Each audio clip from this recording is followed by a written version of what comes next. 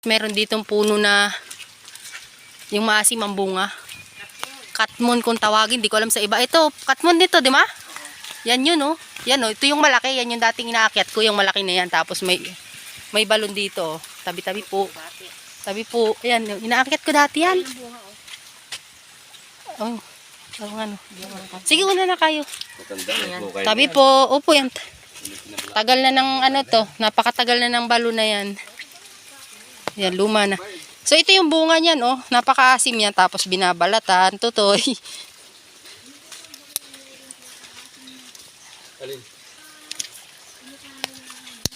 Ayan, oh. Mayroon tong napakaasim nito. Pero, ang gusto ko dito, yung balat, hindi yung laman. Yung pinakang manipis. Binabalot sa asin. Binabalutan ng asin. Oh, tapos, yun ang kakangat-ngating ko. Ayoko yung ano, yung laman. Ito yung pinakang manipis, yung pinakang. Ayan, oh. Kinakain po yan.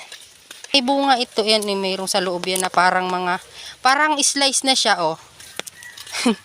Yan, oh, yan yung laman niya. Yan yung kinakain talaga. Yan ang kinakain dyan. Pero ang kinakain ko yung balat. Napakaasim po niyan. Ayan, oh, ayan yung buo niya. Slice na yan. Ayan, oh. Diba? Tapos tanggalin lang to, hugasan. Ayan, o, katmon.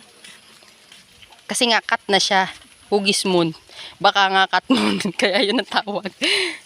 Tanggalin natin, ha. Maano to, malaray. Ayan, ganyan siya, o. O, ayan. So, tapon na natin. Ayan, o.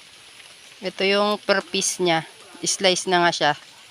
So, baka kaya tawag siya katmon kasi yung pagka-cut or slice niya hugis moon. Charot.